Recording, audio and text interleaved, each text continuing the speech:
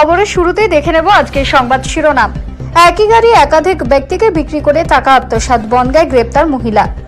বাংলায় ইউপিআই জালিয়াতি কত? অভিষেকের প্রশ্নের জবাবে তথ্যই দিতে পারল না কেন্দ্র। তৃণমূল কাউন্সিলর অনুপম দত্ত হত্যাকাণ্ডে 3 অভিযুক্তই দোষী সাব্যস্ত, বুধে সাজা ঘোষণা।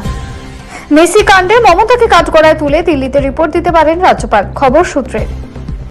100 দিনের বদলে 125 দিনের কাজ, একাধিক পরিবর্তনের নতুন আইন আনছে কেন্দ্র।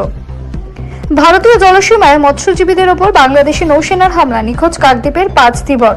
বিস্তারিত খবরে যাওয়ার আগে ভিডিওটিতে একটি লাইক দিন এবং চ্যানেলটি সাবস্ক্রাইব করুন। এখন বিস্তারিত খবর। একটি গাড়ি দেখানো হয়েছে একজনকে, এদিকে বিক্রি করা হয়েছে অন্যকে। শুধু তাই নয়, প্রথম জনের কাছে বাইক বিক্রির জন্য মোটা টাকাও আত্মসাৎ করা হয়েছে বলে অভিযোগ। গাড়ি পাওয়ার জন্য দিনের পর দিন অপেক্ষা, একাধিকবার ফোন, কিন্তু বিক্রেতাদের কাছে কোনো প্রত্যুত্তর পাওয়া যায়নি। শেষ পর্যন্ত থানায় অভিযোগ দায়ের করা হয়। অভিযোগের ভিত্তিতে গ্রেফতার করা হলো এক মহিলাকে। চাঞ্চল্যকর ঘটনাটি ঘটেছে উত্তর 24 পরগনার বনগাঁয়। ধৃতের নাম অঙ্কিতা ঘোষ। জানা গিয়েছে বনগাঁ থানার শক্তিগড় এলাকায় বাড়ি অঙ্কিতা ও তার স্বামী। ওই দম্পতি পুরনো গাড়ি কেনাবেচার কাছে যুক্ত বলে খবর। বিভিন্ন ব্যক্তির থেকে ওই দম্পতি পুরনো গাড়ি কেনেন, পরে অন্যান্য খদ্দেরের কাছে সেই সব গাড়ি বিক্রি করা হতো। সম্প্রতি বনগাঁয়ে এক ব্যক্তি ওই দম্পতির থেকে এমনই একটি পুরনো গাড়ি কিনেছিলেন। গাড়ির রেজিস্ট্রেশন করার নামে ব্যক্তির থেকে আরো টাকা দম্পতি নিয়েছিলেন, কিন্তু এরপরেই ঘটে অন্য ঘটনা। অভিযোগ, ওই দম্পতি বাইকটি অন্য আরেকজনের কাছে বিক্রি করে দেন চড়া দামে। ওই যুবক বাইকটি নেওয়ার জন্য দম্পতির কাছে গিয়েছিলেন। অভিযোগ, ওই বাইক দেওয়া নিয়ে টালবাহানা করছিলেন দম্পতি। অনেক চাপাচাপির পরই ঘটনার কথা তিনি জানতে পারেন। এরপরে যুবক বনগাঁ থানায় লিখিত অভিযোগ দায়ের করেন। পুলিশ ঘটনা তদন্তে নেমে শক্তিগড় এলাকা থেকে গ্রেপ্তার করে অঙ্কিতা ঘোষ নামের এক মহিলাকে। তদন্তে পুলিশের প্রাথমিক অনুমান, ওই দম্পতি এর আগেও পুরনো গাড়ি বিক্রির নামে প্রতারণা করেছেন। একই গাড়ি দেখে বিভিন্ন জনের থেকে টাকা নেওয়া হতো বলে অভিযোগ। ওই চক্রের সঙ্গে কতজন জড়িয়ে, কত টাকার প্রতারণা হয়েছে এতদিন ধরে, সেসব বিষয় জানার চেষ্টা করছে। আজ সোমবার ধৃতকে বনগাঁ মহকুমা আদালতে পাঠানো হয়েছে। ধৃতকে নিজেদের হেফাজতে নিয়ে জেরা করা হবে বলে পুলিশ জানিয়েছে। নগদ ব্যবহার কার্যত অতীত। বর্তমানে প্রায় সকলেই অনলাইন অর্থাৎ ইউপিআই এর মাধ্যমে যাবতীয় আর্থিক লেনদেন সারেন। প্রতারণার অভিযোগও মেলে প্রায়। লোকসভায় রাজ্য অনুযায়ী ইউপিআই প্রতারণার বিস্তারিত তথ্য চেয়েছিলেন ডায়মন্ড হারবারের সাংসদ অভিষেক ব্যানার্জি। মোট পরিসংখ্যান দিলেও রাজ্যের ভিত্তিতে তথ্য দিতে পারল না কেন্দ্র। জানানো হয়েছে রাজ্যের ভিত্তিতে তথ্যই নেই কেন্দ্রের কাছে। বিষয়টা ঠিক কি? লোকসভায় ইউপিআই প্রতারণা সংক্রান্ত বেশ কিছু প্রশ্ন করেন ডায়মন্ড হারবারের সাংসদ অভিষেক। তিনি জানতে চেয়েছিলেন বাংলায় ইউপিআই জালিয়াতির পরিমাণ কত, 7 দিন ও 30 দিনের মধ্যে কোন রাজ্যে কতগুলো প্রতারণার ঘটনা সমাধান করা হয়েছে, এই ধরনের ঘটনায় ব্যাংকগুলোর ভূমিকাও বা কি তা জানতে চান সাংসদ।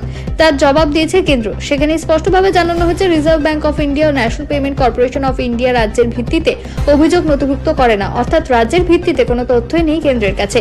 কেন্দ্রের তরফে জানানো হয়েছে গত এপ্রিল থেকে সেপ্টেম্বরের দেশে যা অভিযোগ জমা পড়েছে তার মধ্যে 22% ক্ষেত্রে 7 দিনের মধ্যে পদক্ষেপ করা হয়েছে। 92% ক্ষেত্রে এই সময়টা 30 দিন। এই ধরনের ঘটনার সমাধানে কোন ব্যাংক কতটা সফল সেই সংক্রান্ত তথ্য প্রকাশ করেছে কেন্দ্র। প্রসঙ্গত, অনলাইন লেনদেন যতটা সুবিধা তেমনি অসুবিধাও রয়েছে প্রচুর। তথ্য হাতিয়ে নিমেষে অ্যাকাউন্ট ফাঁকা করে দিতে পারে প্রতারকরা। এই ধরনের ঘটনার অভিযোগ জমা পড়ে ভুরি ভুরি রোজ। কেন্দ্র রাজ্যের তরফে বারবার সতর্ক করা হয় আমজনতাকে, তার সত্ত্বেও মুহূর্তের ভুলে প্রতারকদের জালে জড়িয়ে পড়েন অনেকে।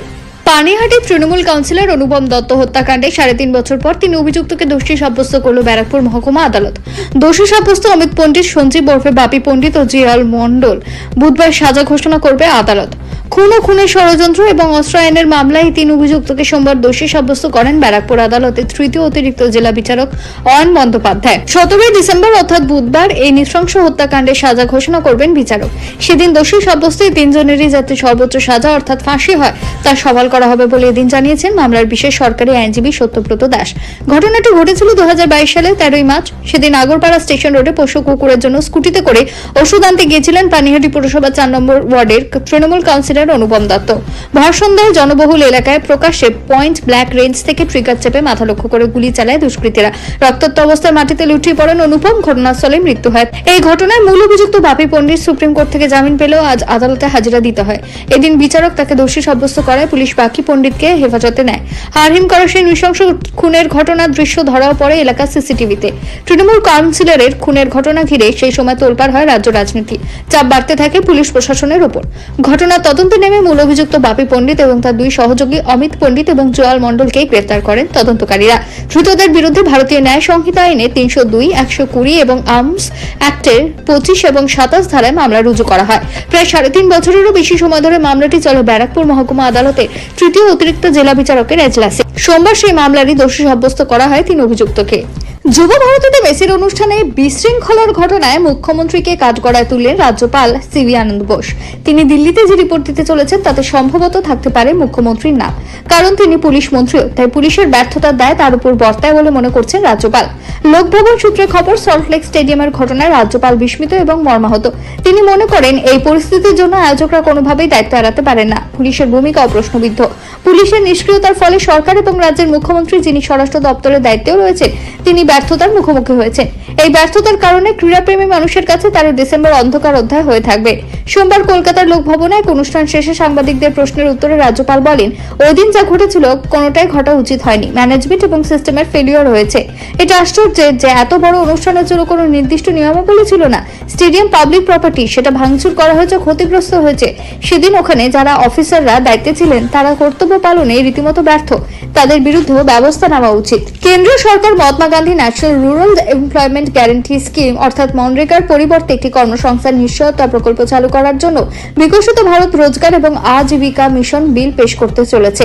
কেন্দ্রীয় লোকসভায় বিলটি পেশ করবে, যা পাশ হলে গ্রামীণ উন্নয়নে রূপান্তর আনতে এবং গ্রামীণ পরিবারগুলিকে বৃদ্ধিবদ্ধ মজুরি কর্মসংস্থানের নিশ্চয়তা দিতে মহাত্মা গান্ধী জাতীয় গ্রামীণ কর্মসংস্থান নিশ্চয়তা প্রকল্পকে নতুন করে সাজানো হবে।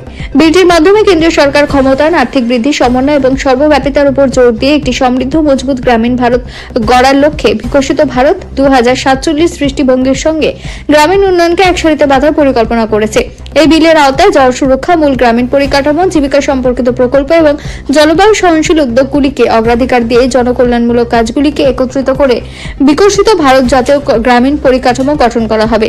এর লক্ষ্য হল কৃষিকাজের ভরা মৌসুমে পর্যাপ্ত কৃষি শ্রমিকদের সহজলভ্যতা নিশ্চিত করা, সমন্বিত সর্বাত্মক পরিকল্পনার জন্য বিকশিত গ্রাম পঞ্চায়েত পরিকল্পনাকে প্রাতিষ্ঠানিক রূপ দেওয়া। এই পরিকল্পনাগুলো পিএম গতিশক্তির সঙ্গে সংযুক্ত থাকবে, যা Jio special system, digital public পরিকাঠামো এবং জেলা ও রাজ্য স্তরের পরিকল্পনা ব্যবস্থায় চালিত হবে। এই বিলটি একটি আধুনিক ডিজিটাল নিয়ন্ত্রণ পরিকাঠামো বাধ্যতামূলক করতে চায়, যা বায়োমেট্রিক যাচাইকরণ, জিপিএস এবং মোবাইল ভিত্তিক পর্যবেক্ষণ, রিয়েল টাইম ড্যাশবোর্ড, সক্রিয় প্রকাশ এবং পরিকল্পনা বাস্তবায়নে সহায়ক হবে। এই ব্যবস্থায় জালিয়াতির ঝুঁকি কমার জন্য কৃত্রিম বুদ্ধিমত্তার প্রয়োগও করা হবে। ভারতীয় জলসীমায় ঢুকে ভারতের ট্রলারে ধাক্কা বাংলাদেশ নৌবাহিনীর জাহাজের। ঘটনার অভিঘাতে সকার সঙ্গে কাকদ্বীপের এফবি পারমিতা 11 নামের ট্রলারটি গভীর সমুদ্রে ডুবে যায় বলে খবর। ঘটনার সময় ট্রলারে মোট 16 জন মৎস্যজীবী ছিলেন। সবাই উদ্ধার সমুদ্রে পড়ে ভাসতে থাকেন। সেই সময় পাশে থাকা আরেকটি ট্রলার 11 জন মৎস্যজীবীকে জীবিত অবস্থায় উদ্ধার করে বলে খবর। কিন্তু এখনো খোঁজ মিলছে না 5 মৎস্যজীবীর। তাদের সন্ধানে ইতিমধ্যে গভীর উপকূলরক্ষী বাহিনী গভীর সমুদ্রে ভারতীয় তল্লাশি চালাচ্ছে, যদিও এখনো পর্যন্ত কারো সন্ধান পাওয়া যায়নি। ফলে সময় যত গড়াচ্ছে ততই বাড়ছে চিন্তা। জানা গিয়েছে রবিবারই কাকদ্বীপ থেকে গভীর সমুদ্রে মাছ ধরতে বেরোয় এফবি পারমিতা 11 নামের এই ট্রলারটি। 16 জন মৎস্যজীবী ট্রলারে করে মাছ ধরতে বের হন। জানা যাচ্ছে সোমবার ভোর 5টা নাগাদ এই ঘটনাটি ঘটেছে। ঘটনার সময় ভারত বাংলাদেশ জলসীমায় গভীর সমুদ্রে কুয়াশা এবং আধা অন্ধকার ছিল। তখন এই ঘটনাটি ঘটে বলে দাবি। জানা গিয়েছে ঘটনার সময় ট্রলারের মালিকের জন্য অন্য একটি ট্রলার আশেপাশেই ছিল। সঙ্গে সঙ্গে সেটি সাহায্যে এগিয়ে এসে সমুদ্রে ভাসতে থাকা মৎস্যজীবীদের উদ্ধার